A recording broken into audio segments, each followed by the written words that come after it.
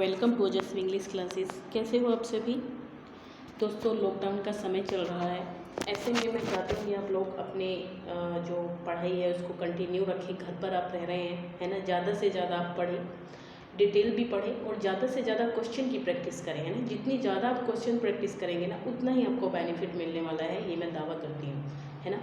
क्योंकि देखिए कई बार ऐसा होता है डिटेल लेक्चर्स में या फिर डिटेल जो भी हम पढ़ते हैं उसमें से क्वेश्चन काफ़ी कम बन पाते हैं, लेकिन जो इंपॉर्टेंट क्वेश्चन बार बार हमारी नज़र के सामने आते रहते हैं तो वो हमको ना याद हो जाते हैं एक तरीके से। तो डिटेल्ड आप पढ़िए, वो बहुत ज़रूरी है। वो मैं ये नहीं कहूँगी कि आप नहीं पढ़ें, डिटेल्ड आप ज़रूर पढ़ें, लेकिन ज़्यादा से ज़्यादा क्वेश्चन आप प्रैक्टिस करते रहें, वो भी आपके लिए बहुत बढ़िया ऑप्शन है। दोस्तों मेरी तबीयत अभी पूरे तरीके से ठीक नहीं है, लेकिन फिर भी मैं लेक्चर लेकर आपके सामने आ गई हूँ, क्योंकि मैं नहीं चाहती हूँ कि आपका समय जाया हो, ज़्यादा से ज़्यादा आप पढ़ाई कर सकें अपनी, है ना। और इस टाइम में आप पूरा फोकस अपनी पढ़ाई पे रखें। मैं तो प्रे करती हूँ भगवान से कि आप सभी लोग अच्छे से रहें, और आई होप कि सबकी तबीयत ठीक हो, सबके घर पे सब लोग ठीक हों, है ना। तो यही भगवान से मैं कामना करती हूँ आप सबके लिए। तो गाइस जो नए हैं मेरे चैनल पर वो प्लीज़ सब्सक्राइब कर लीजिए चैनल को, क्योंकि ताकि आपको जो है वीडियो मिलते रहे टाइम पर, है ना। और बेल आइकन को भी दबा दीजिएगा, और प्लीज़ लाइक ज़रूर कर दीजिए। गाइस आप लाइक करते हो तो अच्छा लगता है। मैंने पहले भी आपसे कहा था कि लाइक करना चाहिए आपको एक बार, है ना। सोचें आप, अगर आप पढ़ रहे हो, अच्छे से मेहनत कर रहे हो, तो कुछ दिक्कत नहीं होती है एक लाइक में, है ना। तो चलिए गाइस हम स्टार्ट करते हैं आज का हमारा lecture. Keats was one of the inheritors of unfulfilled renown. Guys ये कमेंट किया था किसी ने कीट्स के बारे में। Keats was one of the inheritors of unfulfilled renown. बताइए किसने बोला है ये इनके बारे में? शैली ने कहा है, कीट्स ने कहा है, बायरन ने कहा है, या फिर नन ऑफ दीज? किसने बोला है ये? तो 26 में आपका गाइड हो जाता है पीबी शैली, है ना। पीबी शैली ने कहा है ये किसके बारे में? Option A. Next, I have loved the principle of beauty in all things. This is found in one of.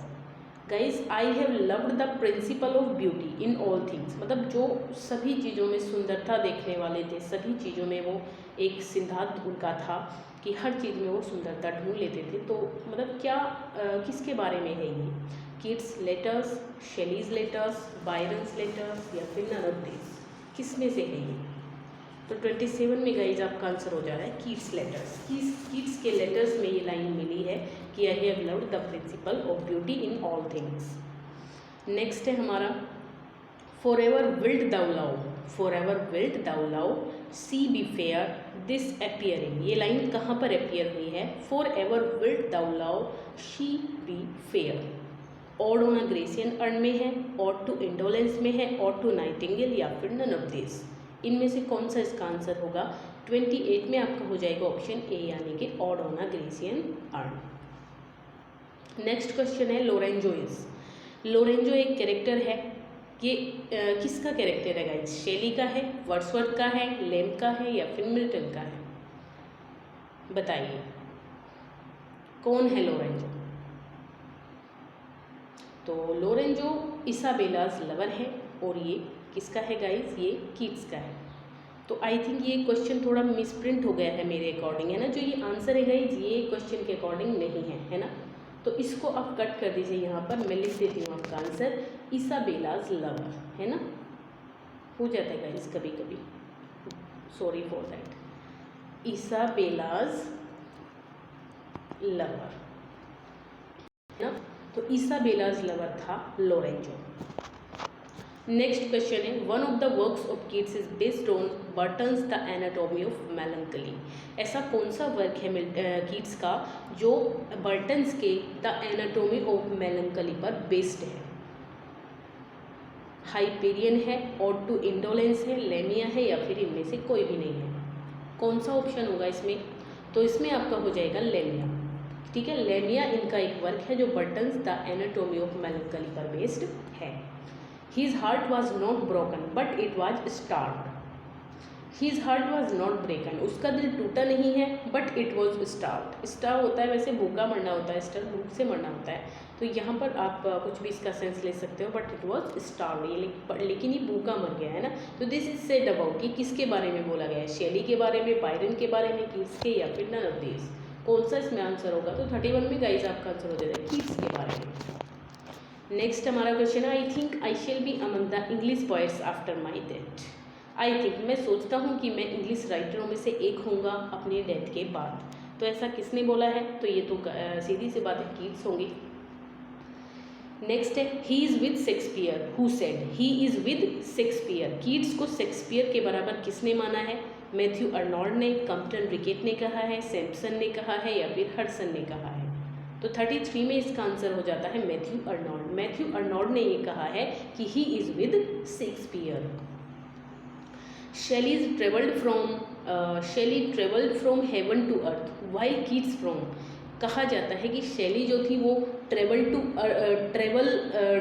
From heaven to earth, मतलब हेवन से अर्थ की ओर उन्होंने ट्रेवल किया है, लेकिन कीट्स ने कहा किया है गाइस, इसका जस्ट अपोजिट आप इसको कर दीजिए, तो इसका हो जाएगा earth to heaven, option A. It is no small thing to have so loved the principle of beauty as to perceive the necessary delineation of beauty with truth and of both with joy. Whose comment is this? Guys, किसकी comment है ये, शैली की है, Milton की है, Shakespeare की है, या फिर मैथ्यू अर्नोल्ड की है। तो 35 में आपका हो जाता है Matthew Arnold.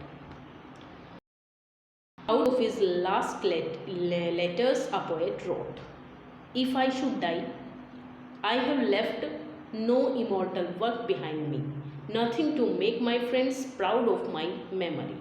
Find out the poet. किस पोएट ने गाइस ये लिखा है कि in out of his last letters, अपने कुछ बात के लेटर्स में उन्होंने ये बात लिखी है कि इफ़ आई शुड डाई, यदि मैं मरूँ, I have left no immortal work behind me, मैं अपने पीछे कोई भी अपना इमोर्टल वर्क ना छोड़ूँ, nothing to make my friends proud of my memory, ताकि वो मतलब मेरे दोस्त उसको सोच करके मेरे ऊपर प्राउड करें, तो ऐसा कोई वर्क मैं ना छोड़ूँ। तो वो ये कहना चाहते हैं। शैली है, मिल्टन है, बायरन है, कीट्स है, किसकी ये कमेंट है गाइस। तो 36 में आपका हो जाता है option D, Keats. Keats poetry was not imitated in deed of Shakespeare's but Shakespearians. कहा जाता है कि Keats poetry was not imitated in deed of Shakespeare, मतलब उन्होंने शेक्सपियर को इमिटेट नहीं किया है, शेक्सपियर को इमिटेट नहीं किया है, बट शेक्सपियरियंस को इमिटेट किया है। तो हुज कमेंट इज दिस, शैली की है ये, कम्पटन रिकेट की है, हडसन की है, या फिर मैथ्यू अर्नोल्ड की है। तो 37 में आपका आंसर हो जाता है D, Matthew. A poet is the most unpoetical thing in existence. He has no identity. He is continually in for and filling some other body. Who said, a poet is the most unpoetical thing in existence.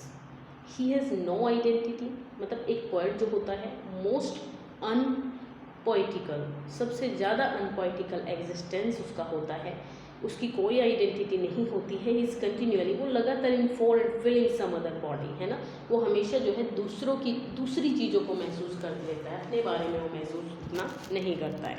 तो Keats की थी ये बातें, Wordsworth की थी, शैली की थी, या फिर टी.एस. इलियट की थी। तो 38 में आपका आंसर हो जाएगा इस ऑप्शन ए, कीट्स।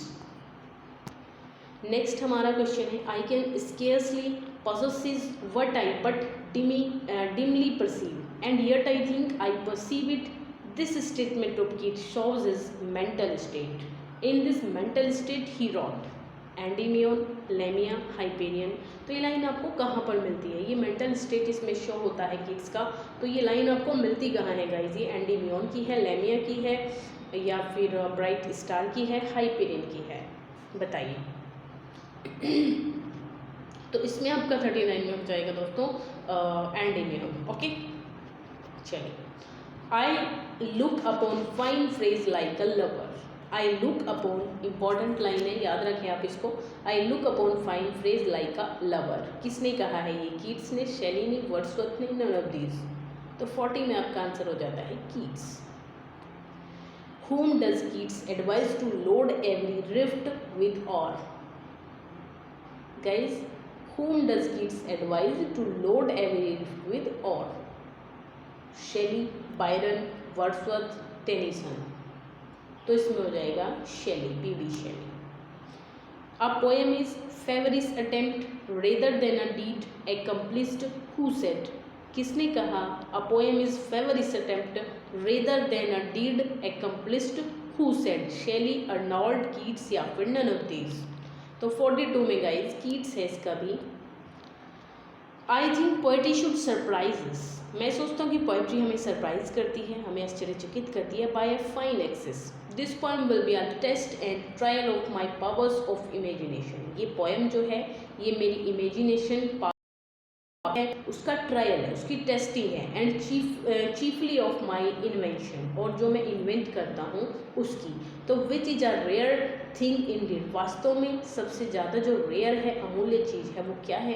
तो विच पोएम, कहाँ पर ये लाइन आपको मिलती है? लेमिया में, हाइपेरियन में, एंडेमियन में, नन ऑफ दिस। तो इसमें 43 में आपका हो जाता है गाइज कौन सा? ऑप्शन सी, यानी कि एंडेमियन।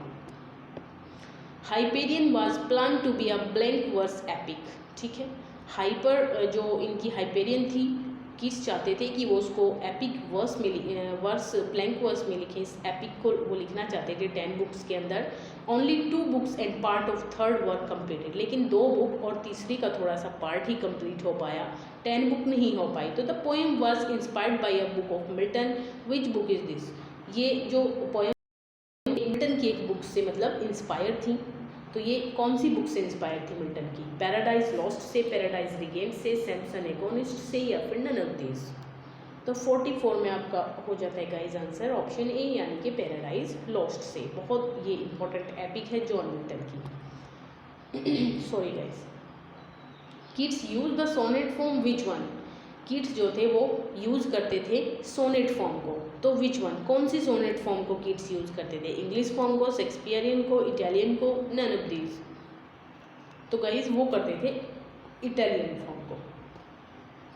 A poesy for 3, I hold my pen that am not yet a glorious denizen of thy wide heaven. These lines are from, कहाँ से है ये लाइन? हाइपेरियन से है। ओ पोएजी, इससे आप याद रखें, ओ पोएजी for 3 I hold my pen।